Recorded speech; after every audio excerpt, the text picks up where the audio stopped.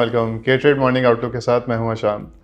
कल की मार्केट को देखा जाए तो मार्केट ने एक पॉजिटिव सेंटिमेंट अपना मेंटेन करके रखा। 400 से प्लस पॉइंट्स के ऊपर मार्केट ने क्लोजिंग दी है एंड मेनली हमने ये देखा कि लोकल्स की तरफ से स्पेशली काफ़ी हद तक एक बाइंग प्रेशर हमें देखने को मिला। ऑन द अदर एंड अगर हम देखें तो फॉरेनर्स की तरफ से हमें सेलिंग देखने को मिली, तकरीबन 3 मिलियन से थोड़ी सी ऊपर की, और इसकी मेन जो सेगमेंट टारगेटेड था वो ENP सेगमेंट था।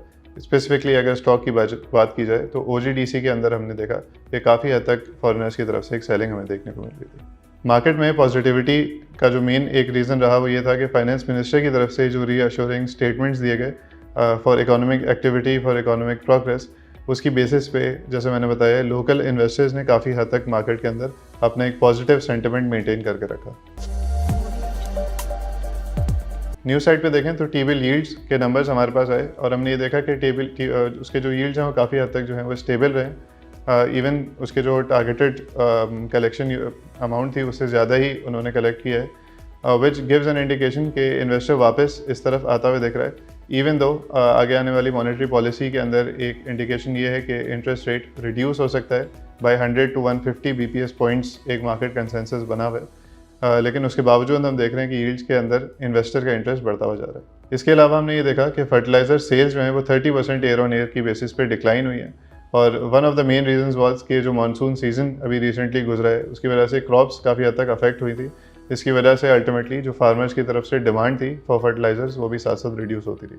लास्टली यूएस की तरफ से एक इंडिकेशन ये मिली है कि पाकिस्तान जो ईरान के साथ एक गैस पाइपलाइन के ऊपर एक मुआहदा करने लगा है उसके इंफ्रास्ट्रक्चर डेवलप करने के लिए, तो यूएस की तरफ से एक तरह से थ्रेट दिया गया है कि अगर ये गो थ्रू हो जाता है प्रोसेस, गिवन दैट कि हम IMF के ऊपर काफ़ी हद तक रिलायंट हैं, अगर ये चीज़ आगे हो जाती है और पाकिस्तान और ईरान के दरमियान ये मुआहदा तय पा जाता है तो यूएस की तरफ से हो सकता है कि लाइकली सैंक्शंस पाकिस्तान को देखने पड़ें। आज का मार्केट सेंटिमेंट देखा जाए तो कल की तरह आज भी मार्केट के अंदर हम देख सकते हैं कि स्पेसिफिक सेगमेंट्स में या स्टॉक्स में एक पॉजिटिव मोमेंटम हमें देखने को मिले। ऑन द अदर साइड अगर हम देखें तो IMF का बोर्ड अप्रूवल स्टिल पेंडिंग है, जिसकी वजह से फॉरेन इन्वेस्टर्स स्पेशली पाकिस्तान में बहुत ज़्यादा अभी स्टॉक मार्केट में स्पेसिफिकली इतना इंटरेस्ट नहीं रख रहे। On the other side local investors की तरफ से हम ये देख रहे हैं कि आहिस्ता आहिस्ता उनका इंटरेस्ट बढ़ता हुआ जा रहा है।